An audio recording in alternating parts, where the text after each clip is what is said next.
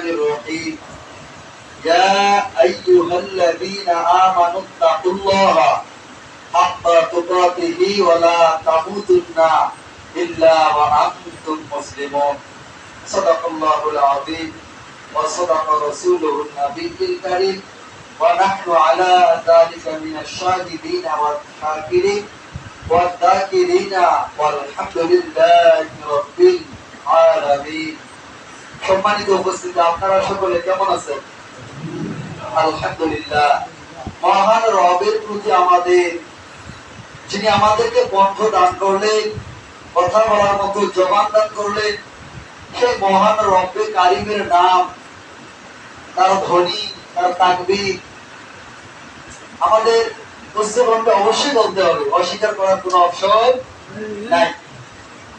একজন মানুষের সঙ্গে যখন আমাদের বাদ বিতণ্ড লাগে যায় বা ঝগড়া বিবাদ সৃষ্টি হয়, তখন তো আমাদের কে কার কত বেশি পাওয়ার আমরা দেখাইতে চাই।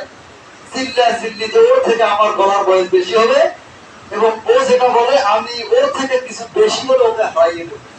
অর্থাৎ তখন একটু জবানটা একটু বেশি হয়। কিন্তু আল্লাহ তাআলা যখন আমরা নাম উচ্চারণ করি, শুধু নামেই নয়, আমারও ভেতরে এখন আল্লাহ তাআলার যে আদেশ নির্দেশ গুলো আছে সঠিকভাবে মানতে আমারও এখন অনেক সমস্যা হয়। শুধু আপনাদেরই নয়, তবে আমাদেরকে সর্ব অবস্থায় কি করতে হবে? চেষ্টা করতে হবে। তো প্রথমে আমরা সেই মহান রবের কারিমের দরবারে শুকরিয়া আদায় করব, কেননা যিনি আপনাদেরকে আমাদেরকে তার রহিম নামের ওসিলা করে, রহমান নামের ওসিলা করে, গফফার নামের ওসিলা করে, গফুর নামের ওসিলা করে, ছাঁটাই করে, যাচাই করে, বাছাই করে তার মায়া মহব্বত আমাদের উপর প্রেরণ করে তিনি আমাদেরকে মসজিদে আসার মতো তৌফিক দান করেছেন। এই জন্য সেই মহান রবের দরবারে আমরা সকলে উচ্চ কণ্ঠে সেই মহান দরবারে শুকরিয়া আদায় করি। সকলে বলে আলহামদুলিল্লাহ। আরো একবার শুকরিয়া আদায় করবো সেই মহান রবের প্রতি, কেননা তিনি আমাদেরকে সমস্ত অর্থাৎ বড় নেয়ামত যেটা সুস্থতায় রেখেছেন, অর্থাৎ তিনি আমাদেরকে কবুল করেছেন, তিনি মসজিদে নিয়ে এসেছেন। আমাকে যদি কবুল না করতে আমি আপনাদের সামনে কোনো উপস্থাপনা দিতাম না, এবং আপনাদেরও যদি কবুল না করতে তাহলে আপনি এখানে এসে বসতে পারতেন না। কতজন দিনকা দিন, সকাল দুপুর রাত, কালকে রাত 10টা বাজে একটা মাইকিং হয়েছে। কিসের মাইকিং? মৃত্যুবরণের মাইকিং।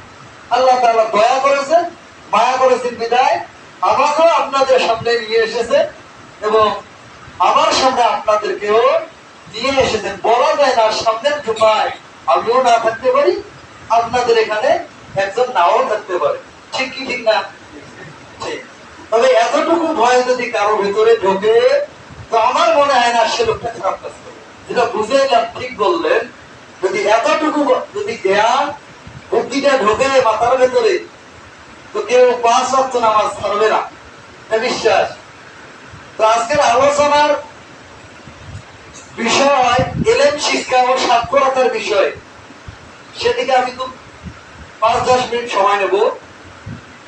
তো আমরা মসজিদে এসেছি, আল্লাহ তাআলার শুকরিয়া আদায় করলাম এবং আমরা তো একজন বিশ্ব নবী পেয়েছি, তারই দরবারে আমরা সংক্ষিপ্ত দরুদ পড়তে পারি কি পারি না? তো আল্লাহ তাআলা আমাদেরকে একজন বিশ্ব নবী দান করলেন, যে নবীরা তার উম্মত হওয়ার জন্য আল্লাহ তাআলার কাছে দোয়া করে, প্রার্থনা করে আল্লাহ তাআলা কবুল করে নিয়েছে। যে এমন একজন আমরা নবী পেয়েছি, শুধু নবী নয়, পুরা পৃথিবীর একটা আইডল। কি বলেন?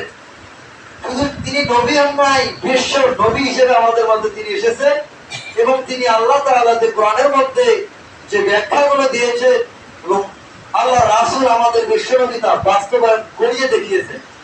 দেখেন নাই?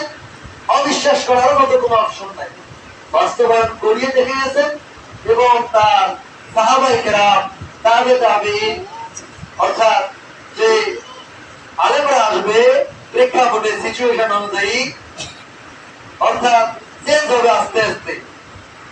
আমাদের আগে আরো ভালো ভালো আলেম ছিল, তার আগে আরো ভালো আলেম ছিল, তার আগে আরো ভালো আলেম ছিল, অনেকে লোকে বলে যে আগের আলেমের মতো এখন পাওয়া যায় আছে। আপনাকে আপনাকে ছাঁটাই বাছাই করতে হবে, তালাশ করতে হবে কোন ভালো আলেম আছে। আমি প্রথমেই একটা কোরআনের সংক্ষিপ্ত আয়াত বলেছি, যে আয়াতের কাছে আপনারা সকলে বেশিরভাগ লোকে অর্থাৎ পরিচিত, ইয়া আইয়ুহাল্লাযীনা আমানুত্তাকুল্লাহা হাক্কা তুকাতিহি, হে ঈমানদারগণ কি করবে? তোমরা পরিপূর্ণ তাকওয়া অর্জন করো, ওয়ালা তামুতুন্না ইল্লা ওয়া আনতুম মুসলিমুন। সংক্ষিপ্ত আকারে আমি বলতেছি যে তাকওয়া অর্জন করো, আল্লাহর পাকে মাথা নত হও এবং পরিপূর্ণ মুসলমান হও। মুসলমান না হয়ে কবরে যদি যাও তো জাহান্নাম ছাড়া কোনো উপায় থাকবে না। এটা একদম বরাদ্দ। এটা মনে করেন না যে পরবর্তীতে আরো বরাদ্দ হবে। এটা একদম যেটা কোরআনের মধ্যে এসে গেছে, এটা দিয়েই কিয়ামতের আগ পর্যন্ত এইগুলাই চলবে। কেউ একটা কোরআনের আয়াত উল্টাইতে পারবে না, কেউ কোরআনের আয়াত অস্বীকার করতে পারবে না, কখনো সম্ভব না। যে কোরআনের আয়াত এবং ব্যাখ্যা অস্বীকার করবে সেই সাথে সাথে নাস্তিক, বেঈমান, নাফরমান হয়ে যাবে। সকলে বলে আউযুবিল্লাহ। তো আমি ছোট্ট একটা হাদিস তেলাওয়াত করেছি। হাদিস শরীফের অর্থাৎ হাদিস একটা বই আছে যার 1 নম্বর হাদিস, খায়রুকুম মান তাআল্লামাল কুরআন ওয়া আল্লামা। তোমাদের মধ্যে সর্বোত্তম ওই ব্যক্তি, কোন ব্যক্তি? যে ব্যক্তি কোরআন শরীফ নিজে শিক্ষা করে এবং কি করে? অপরকে শিক্ষা দেয়। কেন হাদিসটা বললাম? অল্প কিছু আমি ব্যাখ্যা দিয়ে বলবো। কোরআনের কথা বলছে, কিসের কথা বলছে? কোরআনের কথা বলছে, অন্য কোনো বইয়ের কথা বলেন নাই। তো আজকের আলোচনা আছে ইলম শিক্ষা ও সাক্ষরতা। তো এইটা বিষয় নিয়ে আমি একটু বলবো যে আল্লাহ তাআলা কোরআন পাঠিয়েছেন, তার কোরআনের যে আয়াতগুলো আছে মানুষের কাছে দাঁড়ে দাঁড়ে পৌঁছে দেওয়ার জন্য নবী পাঠিয়েছে। নবী মারা যাওয়ার পর, ইন্তেকালের পর সাহাবায়েরা আছেন, তাবেঈরা আছেন, আইমাইন মুস্তাহিদিগণ আছে। অর্থাৎ প্রেক্ষাপটে আপনাদের কিছুরই অভাব নাই। তো এমনও আমরা মুরব্বী আছি, যদি বলা যায় কোরআন করতে পারে, বয়স নাই। কি বলে? বয়স নাই। আমি নবীর যুগে এমনও নাফরমান বেঈমানরা, কাফেরেরা ইসলাম গ্রহণ করেছেন। কাফেরের সাবজেক্ট বাদেই দিলাম, আমাদের বিশ্ব নবীর নিজের চাচা তিনি 12 বছর বয়সে ইসলাম গ্রহণ করেছেন। এমনও আছে 40-45 বছরে গিয়ে ইসলাম গ্রহণ করেছেন। যখনই ইসলাম গ্রহণ করো তখনই তোমার উপরে, অর্থাৎ তুমি যখনই জানবে আমি অর্থাৎ এটা বুঝলাম যে এটা ইসলামের একটা খুঁটিনাটি, এটাকে আমাকে মানতেই হবে, তাহলে আমার কোনো উপায় থাকবে না, জাহান্নাম ছাড়া কোনো উপায় থাকবে না। তখন থেকেই তোমার উপরে ইসলাম কায়েম করা ফরজ হয়ে গেছে। তো ফরজটা আমরা কিভাবে কায়েম করতেছি? 5 ওয়াক্ত নামাজ পড়ে, নাকি ঠিকভাবে যাকাত দিয়ে, নাকি স্ত্রী সন্তানদের হক ঠিক মতো আদায় করে, নাকি বড় ভাই, ছোট ভাই, আপন বোন, নিজের মা, নিজের বাবা, কোন দিক দিয়ে আমরা মানতেছি? আমরা অনেকে মুরব্বী বলি, এজন্যই বললাম যে এখন কি আর ওই বয়স আছে?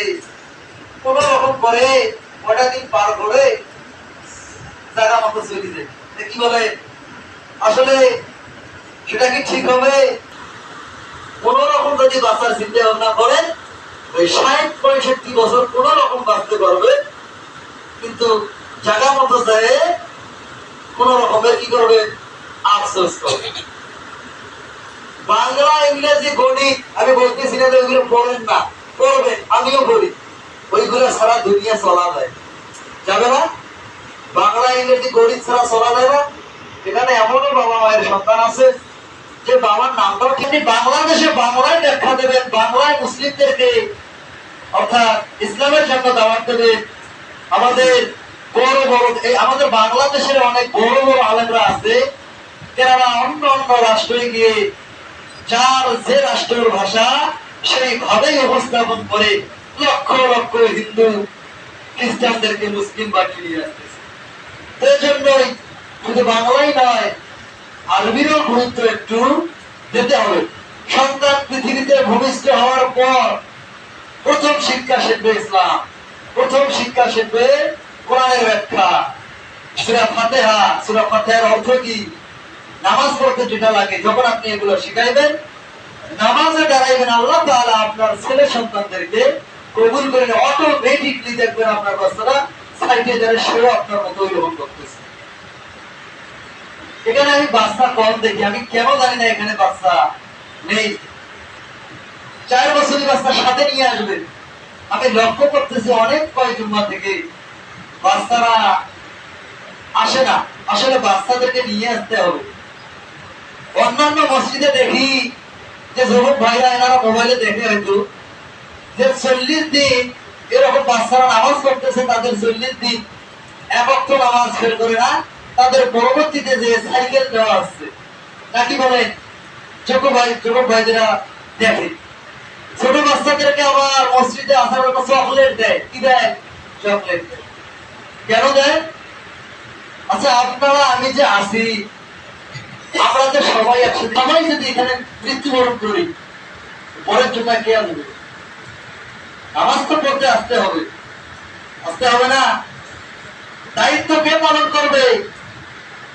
এজন্য ছোট থেকে তাদেরকে ইসলামের জ্ঞান, ইসলামের বুঝ, যখন আপনি আপনার ছোট ছেলেটাকে মসজিদে নিয়ে আসবেন, অবশ্যই বাচ্চাটা একটু দুষ্টামি করবে, কিন্তু নবীও এ ব্যাপারে আপনাদেরকে অর্থাৎ আমাদেরকে ধমক দিতে নিষেধ করেছেন। সেই ছোট বাচ্চাদের কেন ধমক দিতে নিষেধ করেছে? কারণ ছোটতেই যে বাচ্চা যেটাই শিখবে, পরবর্তী জীবনে সে সেটাই উপস্থাপনা করবে এবং বাস্তবায়ন করার জন্য লেগে পড়বে। এটাই আমি আপনাদেরকে বুঝাইতে চাইতেছি মূল আলোচনা, যে আপনার ছেলেদেরকে, ছেলে সন্তান মেয়ে সন্তান আপনি নিয়েছে, যারা জানেন না আপনি এখনো শিখে সময় আছে। আপনি আজকে থেকে শুনলেন না যে সেদিন থেকে আমরা শুনেছি আমরা ইসলামের খুঁটিনাটি জানবো, সেদিন থেকে আমাদের ইসলাম পরিপূর্ণভাবে মানা খরচ। একটু দেখাশোনা করবেন। আল্লাহ তাআলা ওই ওসিলাকে কাকে কিভাবে কবুল করবেন, কাকে কি ওসিলায় জান্নাত দান করবেন বলা যায়। তো আল্লাহ তাআলা আমাদেরকে প্রত্যেকটা কথা বাস্তবায়ন করার মতো আল্লাহ তাআলা আমাদেরকে তৌফিক দান করবেন। সকলে বলে আল্লাহুম্মা